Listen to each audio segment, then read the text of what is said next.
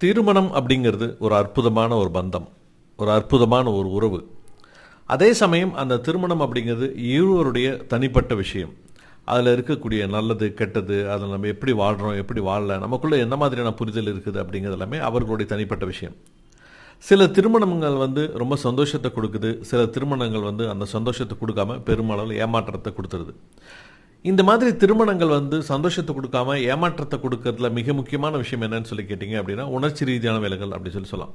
அதாவது உணர்ச்சி ரீதியாக நீங்கள் ரெண்டு பேரும் சேர்ந்து இல்லை அப்படின்னா, ஒருவருக்கொருவர் புரிஞ்சிக்கல அப்படின்னா, ஒருவருக்கு விட்டு கொடுத்து போகல அப்படின்னா, ஒருவருடைய உணர்ச்சிகளை இன்னொரு மதிக்காமல் போயிட்டாரு அப்படின்னா, அந்த திருமணம் ஒரு நச்சுத்தன்மை வாய்ந்த திருமணமாக பார்த்திங்கன்னா மாறிடும். அந்த நச்சுத்தன்மை வாய்ந்த திருமணத்தில் நான் தொடர்ந்து நீடிக்கிறதா வேணாவா அப்படிங்கிற குழப்பமெல்லாம் ஏற்பட்டு போகும். ஏன்னா ஒரு திருமண பந்தத்தில் எல்லோருமே பார்த்திங்கன்னா விரும்பக்கூடிய விஷயங்கள் அப்படின்னு பார்த்தா அன்பு, காதல், நேசம், அரவணைப்பு, விட்டு கொடுக்கறது, இந்த மாதிரியான விஷயங்கள் தான் இல்லையா? அந்த மாதிரியான விஷயங்கள்லாம் நான் எதிர்பார்த்து இந்த திருமணத்துக்குள்ளார வந்தேன். ஆனால் எனக்கு இந்த விஷயங்கள்லாம் இந்த திருமணத்தில் கிடைக்கல அப்படின்னு சொல்லும்போது மிகப்பெரிய குழப்பம் ஒன்று அங்கே வந்துடும். இந்த திருமணத்தில் நான் தொடர்றதா வேணாவா, இந்த திருமணத்தில் நான் தொடர்ந்து நீடிக்கிறதா வேணாவா, இது எனக்கு ஒருவேளை சந்தோஷத்தை கொடுக்குமா கொடுக்காதா, இவங்க எதிரில் இருக்கவங்க ஒருவேளை மாறுவாங்களா மாட்டாங்களா, மாறுவாங்க அப்படின்னு சொல்லிட்டு வெயிட் பண்ணுறதுனால எனக்கு ஏதாவது பிரயோஜனம் இருக்குதா, இந்த மாதிரி பலவிதமான கேள்விகள் இன்னைக்கு திருமணமான நிறைய பேர்கிட்ட இருக்கிறத என்னால் பார்க்க முடியுது. அந்த மாதிரியான சூழலில் ஒரு கட்டத்தில் இந்த திருமணத்தில் நீடிக்கவே முடியாது. இது மிகவும் நச்சுத்தன்மை வாய்ந்த ஒரு உறவாக எனக்கு தெரியுது. எதிரில் இருக்கிறவங்க என்னை கொஞ்சம் கூட புரிஞ்சுக்கிறதுக்கான முயற்சியை பண்ணவே இல்லை. அதனால் இதில் தொடர்ந்து நான் போகிறதா வேணாவா அப்படிங்கிற மிகப்பெரிய ஒரு குழப்பம் எனக்கு இருக்குது அப்படின்னு சொல்லும்போது, அந்த கட்டத்தில் அந்த முடிவுகளை நீங்கள் தான் எடுக்கணுமே தவிர வேறு யாரும் உங்களை இன்ஃப்ளூயன்ஸ் பண்ணுறதுக்கு நீங்கள் அனுமதிக்கவே கூடாது. ஏனென்றால் உங்களுடைய திருமணம் உங்களுடைய கையில் தான் இருக்குது, உங்களுடைய முடிவுகள் உங்களுடைய கையில் தான் இருக்குது. எதிரில் இருந்து பார்க்குறவங்களுக்கு நீங்கள் என்ன மாதிரியான நிலைமையில் இருக்கிறீங்க அப்படின்னு சொல்லிட்டுலாம் தெரியவே தெரியாது. அதனால் அவங்க சொல்கிறதெல்லாம் கேட்டு உங்களுடைய திருமண வாழ்க்கையை நீங்கள் டிசைட் பண்ணவே முடியாது. அவங்க குழப்பறதெல்லாம் வச்சுட்டு நீங்கள் உங்களோட முடிவுகளை எடுக்கவே முடியாது. அப்போது இந்த திருமண வாழ்க்கையில் நீடிக்கிறதா வேணாமா அப்படிங்கிறத நீங்கள் தான் முடிவு பண்ணணும், மற்றவர்கள் கட்டாயப்படுத்தக்கூடாது. ஏன் அப்படின்னு சொல்லி கேட்டிங்க அப்படின்னா, அதற்கு சில முக்கியமான விஷயங்கள் இருக்குது. அதை நான் சொல்கிறேன். அதை நான் கேட்டு முடிச்சதுக்கு அப்புறமேல உங்களுக்கு தெளிவாக புரிஞ்சிடும். மற்றவங்க சொல்கிறத கேட்டு முடிவெடுக்கலாமா இல்லை நம்மளே முடிவெடுக்கலாமா அப்படிங்கிறது உங்களுக்கு தெளிவாக புரிஞ்சிடும். முதல் முக்கியமானது, மற்ற எல்லாவற்றையும் விட உங்களது மன ஆரோக்கியம் அப்படிங்கிறது மிக மிக முக்கியமானது. திருமணம் அப்படிங்கிறது முக்கியமானது தான், நான் இல்லைன்னு சொல்ல வரல. ஆனால் அதை விட மிக மிக முக்கியமானது உங்களுடைய மனநலன் அப்படின்னு சொல்லப்படுது. ஒரு திருமணம் அப்படிங்கிறது, ஒரு உறவு அப்படிங்கிறது தொடர்ந்து உங்களோட மனதை சிதைச்சிக்கிட்டே இருக்குது அப்படின்னா, தொடர்ந்து உங்களோட அமைதியை கொஞ்சம் கொஞ்சமாக குலைச்சிக்கிட்டே இருக்குது அப்படின்னா, கொஞ்சம் கொஞ்சமாக உணர்ச்சி ரீதியாக ஒரு பாதுகாப்பாக நீங்கள் இல்லாத மாதிரியே உங்களுக்கு உணர வைக்குது, அந்த மாதிரி நீங்கள் ஃபீல் பண்ணுறீங்க அப்படின்னா, கண்டிப்பாக அந்த விதமான துன்பத்தை அன்பு அப்படின்னு நினச்சிக்கிட்டு அந்த உறவில் தொடர்றதை உடனே நிறுத்துங்க.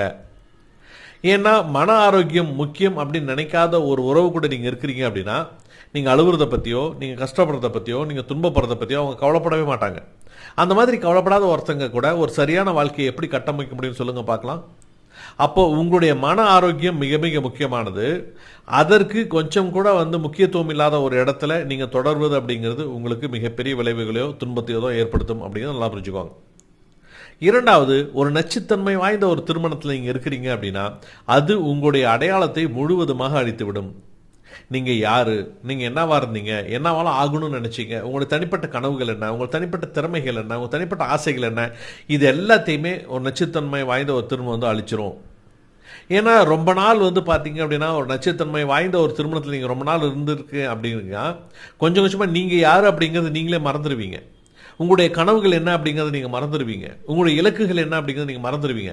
நீங்கள் எதுக்கெல்லாம் நீங்கள் ஆசைப்பட்டீங்க அப்படிங்கிறதே நீங்கள் மறந்துடுவீங்க.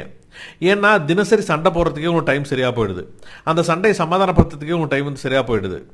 அப்போது உங்களுடைய துணையரை மகிழ்ச்சியாக வச்சுக்கிறதுக்கு அப்படிங்கிறதுக்கே உங்களுக்கு டைம் சரியாக போயிடுது. ஐயோ இதெல்லாம் நான் பண்ணவே இல்லை, இது நான் தெரியாமல் பண்ணிட்டேன் அப்படின்றத பற்றி விலக்கி விலக்கி சொல்கிறதுக்கே உங்களுக்கு டைம் சரியாக போயிடுது. அப்போ இந்த மாதிரியான உணர்ச்சி ரீதியான தாக்குதலிருந்து தப்பிக்கிறதுக்கே நீங்கள் டெய்லி போராடிக்கிட்டு இருக்கும்போது எப்படி உங்களுடைய அடையாளத்தை நீங்கள் காப்பாற்றிக்குவீங்கன்னு சொல்லுங்கள் பார்க்கலாம். அப்போது ரொம்ப ஃப்ரீயாக இருந்தீங்கன்னா மட்டும்தான், ரொம்ப நிம்மதியாக இருந்தீங்கன்னா மட்டும்தான், ரொம்ப சந்தோஷமாக இருந்தீங்கன்னா மட்டும்தான் உங்களுடைய கனவுகளுக்கோ உங்களுடைய இலக்குகளுக்கோ அங்கே மரியாதை இருக்கும். அதில் தொடர்ந்து போராடி உங்களால் ஜெயிக்கவும் முடியும். ஆனால் தினசரி உணர்ச்சி ரீதியான விஷயங்களுக்கே நீங்கள் கஷ்டப்பட்டுட்டு இருக்கிறீங்க அப்படின்னா, கண்டிப்பாக உங்களுடைய இலக்குகளை உங்களால் அடைய முடியாது. உங்களுடைய தனிப்பட்ட அடையாளத்தை கண்டிப்பாக நீங்கள் தொலைச்சிருவீங்க. அப்போ நச்சுத்தன்மை வாய்ந்த ஒரு திருமணத்தை தொடர்ந்து இருந்துக்கிட்டே இருக்கும்போது நீங்கள் யாருன்றதையே நீங்கள் மறந்துடுவீங்க அப்படிங்கிறத தெளிவாக புரிஞ்சுக்கோங்க. மூன்றாவது, ஒரு நச்சுத்தன்மை வாய்ந்த ஒரு திருமணம் இருக்கும்போது அதில் வளருகின்ற குழந்தைகள் கண்டிப்பாக பாதிக்கப்படுகிறார்கள். அதாவது நிறைய பேர் சொல்லுவாங்கள்ல, குழந்தைக்காக வாழுங்க, குழந்தைக்காக இருங்க, குழந்தைக்காக விட்டு கொடுத்து போங்க அப்படின்லாம் சொல்லுவாங்க. ஆனால் இந்த விவகாரத்தில் பாதிக்கப்படுறதே குழந்தைங்க தான் அப்படிங்கிறத பெரும்பாலும் யாரும் யோசிக்கிறதே இல்லை. அந்த குழந்தைகள் எப்போ பார்த்தாலும் ஒரு கூச்சலை கேட்டுகிட்டே இருந்துச்சு அப்படின்னா, ஒரு சண்டையை கேட்டுகிட்டே இருந்துச்சு அப்படின்னா, அந்த குழந்தைக்குள்ளாரையே ஒரு பயம் ஒன்று வர ஆரம்பிச்சிடும் கொஞ்சம் கொஞ்சமாக. அந்த குழந்தைகளுக்கு அவமதிப்பு அப்படிங்கிறது ரொம்ப ஈஸியாக வந்து பழகி போயிடும்.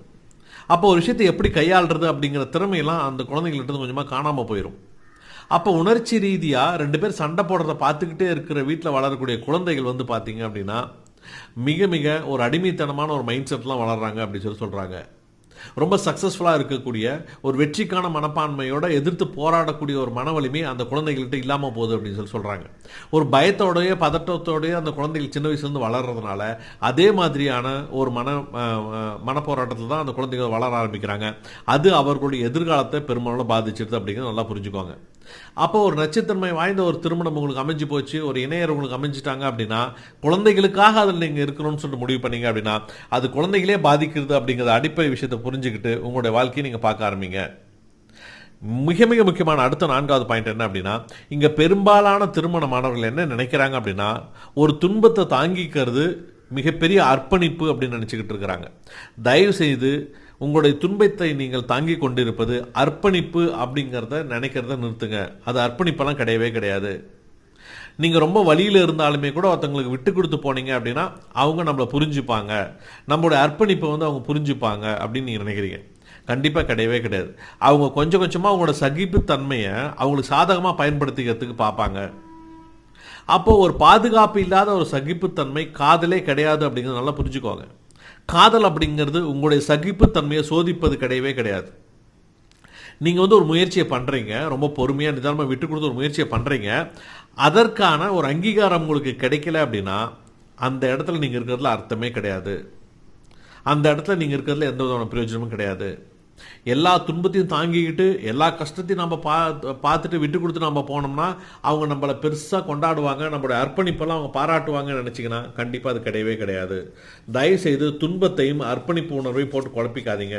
நீங்கள் துன்பப்படுறீங்க அப்படின்னா அந்த துன்பத்திலேருந்து வெளியில் வரத்துக்கு என்ன வழியோ அதை பாருங்கள். அடுத்தது, அது எதிர் விளைவுகள் இல்லாத நச்சுத்தன்மை உள்ள மனிதர்கள் எப்போவுமே கொஞ்சம் கொஞ்சமாக மோசமாயிட்டே வருவாங்க அப்படிங்கிறத நல்லா புரிஞ்சுக்கோங்க.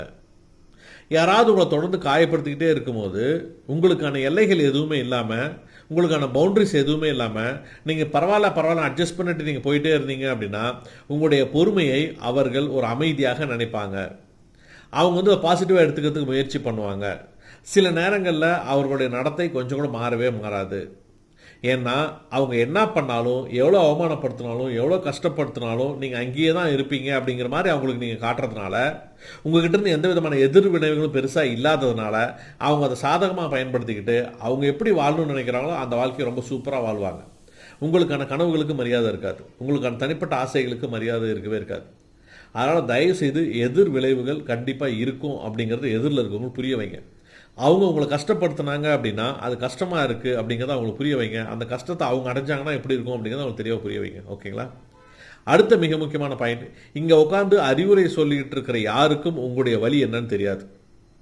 அந்த மாதிரியான வழிகளை அவங்க அனுபவிக்காமல் இருந்திருக்கலாம். அதனால் அவங்க உட்காந்து ரொம்ப கூலாக அட்வைஸ் பண்ணிக்கிட்டு இருக்கலாம். ஆனால் உங்கள் இடத்துல இருந்து பார்க்கும்போது தான் அந்த கஷ்டம் என்னன்னு தெரியும், எவ்வளோ வழியை நீங்கள் அனுபவிச்சிங்கன்னு தெரியும். உங்கள் கூட இருக்கிறவங்க என்ன மாதிரியான நார்சிசிஸ்டிக் பர்சனாலிட்டின்னு சொல்லிட்டு உங்களுக்கு தெரியும். எத்தனை இரவுகள் நீங்கள் அழுதுருக்கிறீங்க அப்படிங்கிறது உங்களுக்கு தெரியாதுல்ல. அப்போ ரொம்ப ரொம்ப எச்சரிக்கையோடு இருங்க. யாரெல்லாம் வந்து பார்த்தீங்கன்னா உங்களுக்கு அட்வைஸ் பண்ணுறாங்களோ அவங்கக்கிட்ட ரொம்ப உஷாராக இருங்க. ஏனென்றால் உங்களுடைய அவமானங்கள், உங்களுக்கு செய்யப்பட்ட துரோகம் அப்படிங்கிறதெல்லாம், உங்களுக்கு செய்யப்பட்ட புறக்கணிப்பு எல்லாமே வந்து பார்த்தீங்க அப்படின்னா அவர்களுக்கு எதிரில் இருக்கவங்களுக்கு எந்த விதத்தையும் புரிய போகிறதே கிடையாது. அவங்க வெளித்தோற்றத்தை பார்த்து நீங்கள் 2 பேரும் எப்படி இருக்கிறீங்க அப்படிங்கிறத வச்சு ஏன் இன்னும் கொஞ்சம் அட்ஜஸ்ட் பண்ணிட்டு போனால் தான் என்ன அப்படி தான் சொல்லுவாங்களே தவிர உள்ளுக்குள்ளார நீங்கள் எவ்வளோ உடஞ்சி போயிருக்கிறீங்கன்றது அவங்களுக்கு புரியவே புரியாது. அதனால் யாரோட ஆலோசனை உங்களுக்கு கிடைக்குது அப்படிங்கிறத ரொம்ப ரொம்ப கவனமாக இருங்க. யாரோட ஆலோசனையை வாங்கிக்கலாம் அப்படிங்கிறத ரொம்ப கவனமாக இருங்க. ஏன்னா கஷ்டமில்லாத ஒருத்தர்கிட்ட போய் கஷ்டப்படுறதுக்கான ஆலோசனை நீங்கள் கேட்டீங்க அப்படின்னா அது உங்களுக்கு பிரயோஜனமே படாது. அடுத்த மிக முக்கியமான 7வது பாயிண்ட் என்னன்னு சொல்லிங்கன்னா, அன்புங்கிறது எப்போதுமே தயவு செய்து உயிர் வாழ்வதற்கான ஒரு போராட்டமாக இருக்கக்கூடாது. வேறு வழியே இல்லை, நம்ம பொழைக்கணும் அப்படிங்கிறதுக்காக தான் ஒரு அன்பு அப்படிங்கிறது நீங்கள் அக்செப்ட் பண்ணிக்கவே பண்ணிக்காதீங்க. ஏன்னா இங்கே இருக்கக்கூடிய எல்லா திருமணத்துலேயுமே பிரச்சனைகள் இருக்குது, நான் இல்லைன்னு சொல்ல வரல. ஆனால் ஒரு நச்சுத்தன்மை வாய்ந்த ஒரு திருமணம் அப்படிங்கிறது உங்களை ஒரு பாதுகாப்பற்ற மனிதராக உணர வைக்கிறது அப்படிங்கிறது நல்லா புரிஞ்சுக்கோங்க. அதை எப்போல்லாம் நீங்கள் கவலையாக இருக்கிறீங்களோ, எப்போல்லாம் நீங்கள் சோர்வாக இருக்கிறீங்களோ, எப்போல்லாம் பயமாவோ குழப்பத்திலையோ இருக்கிறீங்க அப்படின்னா, அப்போ எதிரில் இருக்கிறவங்க ஏன் என்ன ஆச்சுன்னு கேட்டு அதை சரி பண்ணுறதுக்கு முயற்சி பண்ணாங்க அப்படின்னா தான் அங்கே அந்த அன்பு நிலைத்திருக்கும், அங்கே அந்த காதல் நிலைத்திருக்கும். அப்போது இது சாதாரணமான விஷயம் தான். இப்போ இதில் போய் என்ன இருக்குது அப்படின்னு கடந்துட்டு போகக்கூடிய ஒரு இணையராக இருந்தாங்க அப்படின்னா உணர்ச்சி ரீதியாக உங்களுக்கு அங்கே எந்த பாதுகாப்பும் இல்லை அப்படின்னு சொல்லி அர்த்தம். மிகப்பெரிய மன அழுத்தத்துக்கு நீங்கள் ஆளாயிடுவீங்க அப்படின்னு சொல்லி அர்த்தம். அப்போ அன்பு அப்படிங்கிறது வேறு வழியே இல்லை, இங்கே உயிர் பிழைக்கிறதுக்காகவோ இல்லை தினசரி வாழ்கிறதுக்காகவோ தான் இருக்குது அப்படிங்கிற மாதிரிலாம் இல்லாமல் உங்களுடைய சின்ன சின்ன நுட்பமான நுணுக்கமான உணர்ச்சிகளை புரிஞ்சு கொள்ளக்கூடியதாக இருந்தால்தான் நீங்கள் ரொம்ப சந்தோஷமாக இருப்பீங்க. அடுத்தது 8வது மிக முக்கியமான பாயிண்ட் அடுத்தது என்னன்னு சொல்லி கேட்டிங்க அப்படின்னா, சில நேரங்களில் நீங்கள் பிரிஞ்சு போகணும் அப்படின்னு எடுக்கிற முடிவு கூட, பிரிஞ்சு போகிறது கூட உங்களுக்கு ஒரு நல்ல ஆரம்பமாக இருக்கலாம். இந்த வாழ்க்கையை விட்டுட்டு போயிட்டு என்ன பண்ணுறது, வாழ்க்கையே கிடையாது, திருமணம் அப்படிங்கிறது மிக முக்கியமான பந்தம் அப்படின்லாம் சொல்லிகிட்டே இருக்கிறாங்களே, அதனால் என்ன நடந்தாலும் எவ்வளோ கஷ்டம் வந்தாலும் அடித்தாலும் உதைச்சாலும் நம்ம இந்த திருமண பந்தத்தில் தான் இருக்கும் அப்படின்லாம் நினைக்காம இவங்களை விட்டு பிரிஞ்சு போயிடலாம் அப்படின்னு சில நேரங்களில் நீங்கள் முடிவெடுக்கிறது கூட ஒரு நல்ல துவக்கத்தை உங்களுக்கு கொடுக்கக்கூடும். ஏன்னா சில நேரங்களில் ஒரு விஷயம் அழிக்கப்படும் போது தான் இன்னொரு விஷயம் உருவாக்கப்படுது அப்படிங்கிறது நல்லா புரிஞ்சுக்கோங்க.